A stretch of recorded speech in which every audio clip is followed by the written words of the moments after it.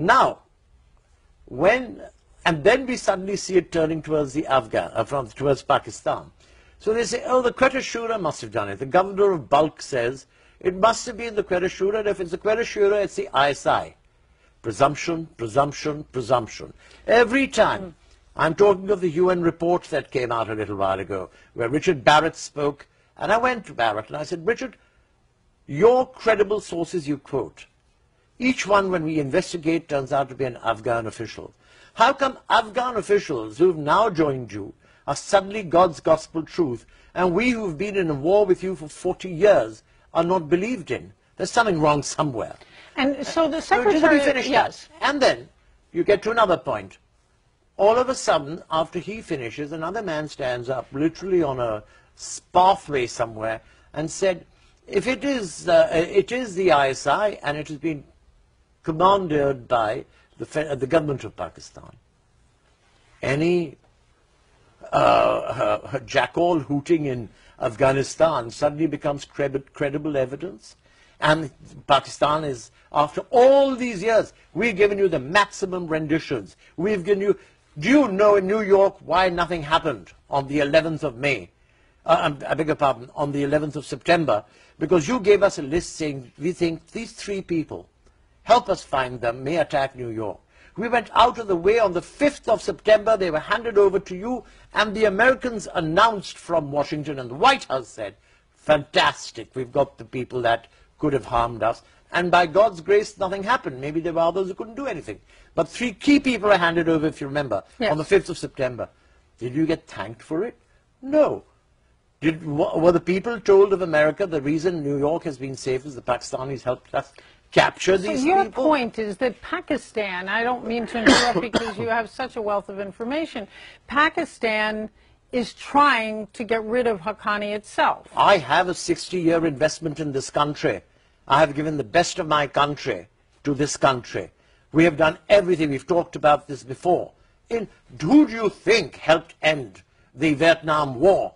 Pakistan. We opened the doors. We arranged with Peking for Henry Kissinger in 1969 to fly to Islamabad, fly to Peking in a Pakistani plane, and that started the settlement on Vietnam, after which you walked out of Vietnam. We are peacemakers. We are not, as people keep claiming, terrorists. There may have been a section of Pakistan led from that war against the Soviets into this sort of activity. You abandoned the area. We were left with something in our lap which we didn't have the wherewithal or resources. So you pointed to us and bullied, saying, okay, do this or this. I mean, come off it. And do you think Pakistan's being scapegoated? Is that... Pakistan has been a scapegoat. Listen, my dear, we may have 2% or 3% or 5% of those people that are flashed on Wall Street Journal, New York Times, and Washington Post every morning. What about the rest of us who try to live in peace? What about the rest of us who's trying to make a go of Pakistan? What about the rest of us who respect our relationships with you people? There is a diaspora of 2 million Pakistanis in America. If there was one chap who tried to do mischief in Times Square who was not even a Pakistani, he was an American citizen, how could you blame Pakistan? What about the 1,999,999? What about them? What about all of us who contribute to the arts, to the various aspects of America which you tend to overlook? For God's sakes, let's be fair. So tell me, I wish we could talk all afternoon. Tell me, I appreciate it. What is your message in terms of how can the United States get rid of this Pakistani insurgency, at least the part that's the Haqqani network? In other words, drones, bombing, negotiation. I hate to be so specific, but what's your advice? You know, what I say to you is, let's be clear about one thing.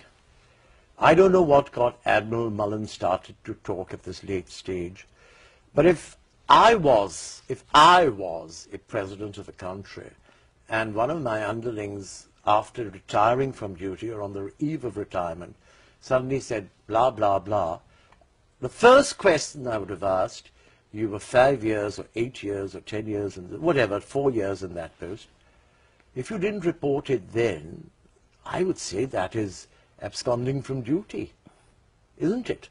Well, the Defense Secretary, Leon Panetta, has now backed off that a bit and said they want Pakistan to help fight. Do you think but Pakistan is still helping to fight, my dear. We're not about to lose our investment in America. Despite everything you do, President Karzai went to Afghanistan. Why did he go to Afghanistan?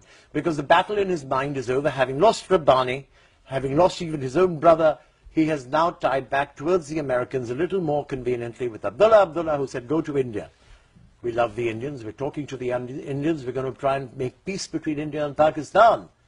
But tell me something. I said it on television 2 days ago here to BBC. I say it to you.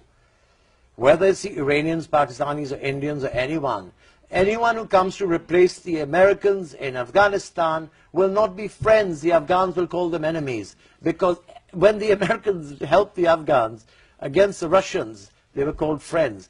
When they went in themselves, they were called enemies. So first I would tell every power in the region, are you willing to become an enemy? And the answer would be no. Because nobody wants to get involved in this thing. So let's put it this way. But you know, despite that, I can identify one country to you which may unfortunately still stand by you and go in, and that's Pakistan. And look how you are treating us. I am so seriously saddened and indignant on how we've been treated. You can just keep saying, oh, you've done this, oh, you've done... Don't punish Pakistan time and again. You've done it for a long enough time. For what? We have paid a price you haven't paid. 9/11 pales in comparison to the number of deaths within Pakistan for standing by your side. And you can't recognize that? What a shame, if you ask me. What a shame.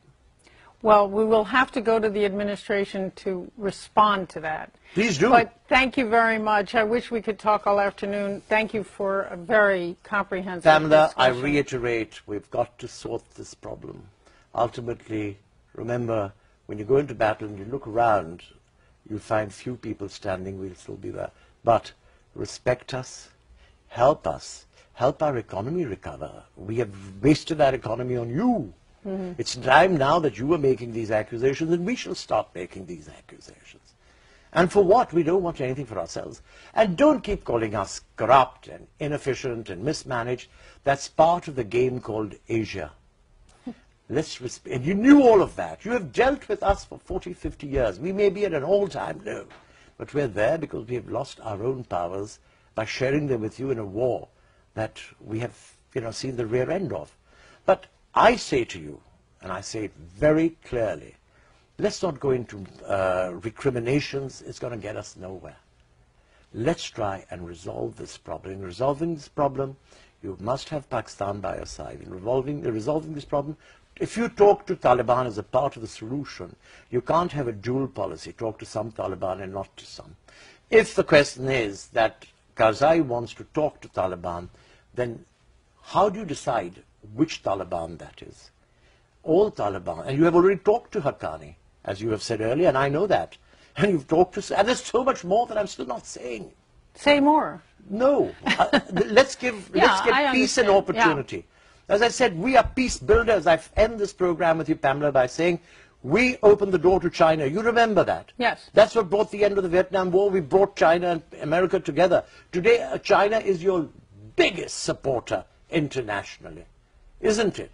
You know how much of the American economy they're supporting with their money and with their trade and everything else. And so your point is bring My point Pakistan is we should have been in that entire... We should have come into the goodwill. We should have been a part... Not that we kept... Screws keep getting tightened on us so that we, become a nation of informers and a nation of yes-sayers and a nation of... No, let us return to our past, respect, honor, dignity and pride. And let us be beside your side then in sorting this problem. You cannot solve Afghanistan without Pakistan. And Pakistan cannot be free of its own troubles without Afghanistan first being free of all its troubles. That is the conundrum.